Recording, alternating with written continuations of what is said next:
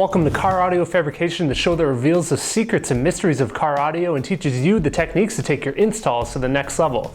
Welcome to the second video build log video. In this video, we're going to be continuing the sound deadening process of the trunk of Project Rebuild. We're also going to be continuing the sound deadening process by sound deadening the rear doors of the vehicle.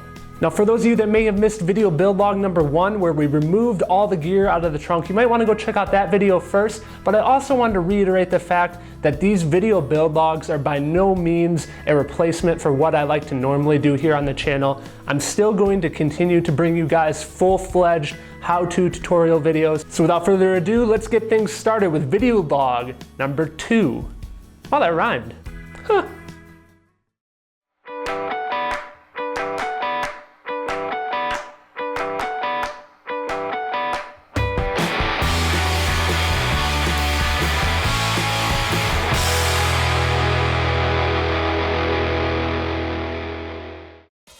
With all the gear removed from the trunk in video build log number 1, we can now turn our attention to sound deadening the trunk. It's important that we begin this process by cleaning the sheet metal within the trunk. After vacuuming away any loose dirt, I use a rag with alcohol in order to clean the surface. Since I'm also applying sound insulation materials to the rear deck, I cleaned the top and bottom sides of it as well.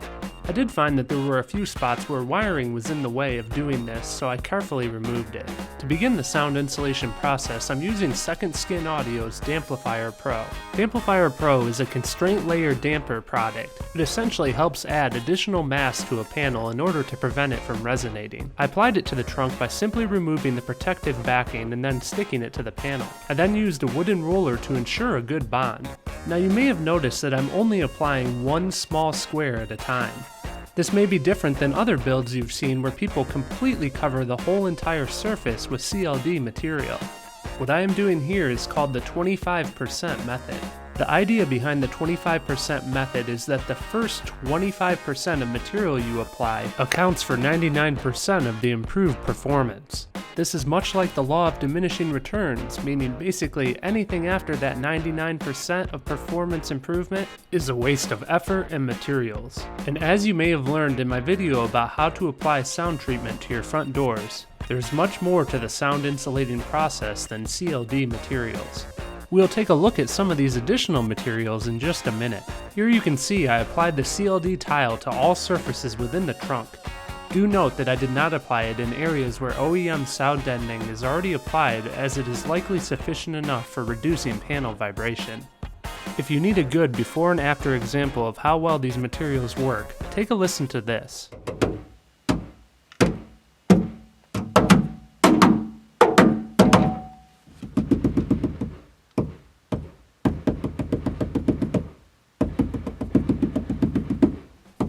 Do note that Damplifier Pro CLD materials can be used to secure wire or other items that may vibrate within the vehicle. Next, I turned my attention to applying additional sound insulating materials to the rear deck. I covered the entire rear deck with green interior protection tesa tape. This allowed me to then draw a line which I could transfer to the next material. I'm covering the rear deck with Luxury Liner Pro. Luxury Liner Pro is a combination between mass-loaded vinyl and closed cell foam.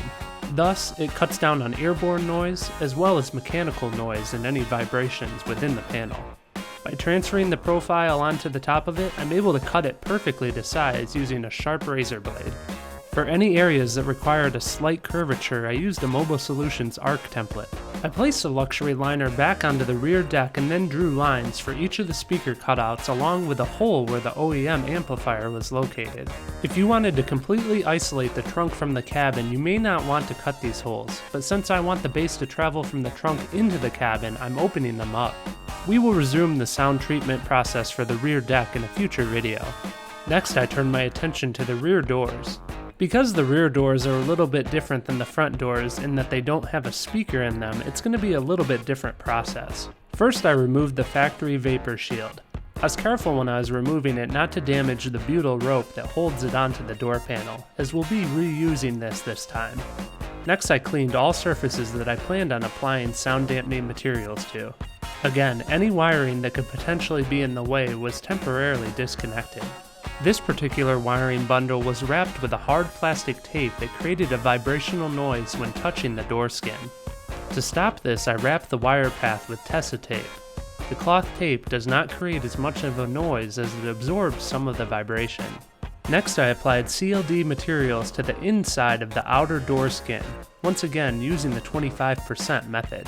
Now, although we'll use the 25% method on the inside of the outer door skin, we need to use more of a full coverage method on the inside door skin.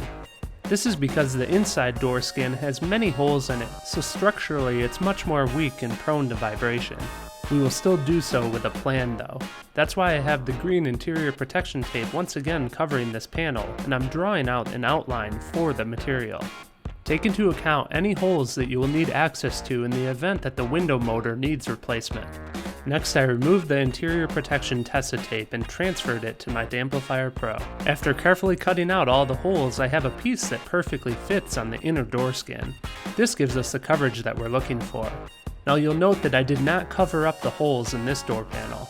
There's no need to do so with the CLD material, as we're not trying to isolate any sort of back wave from a speaker.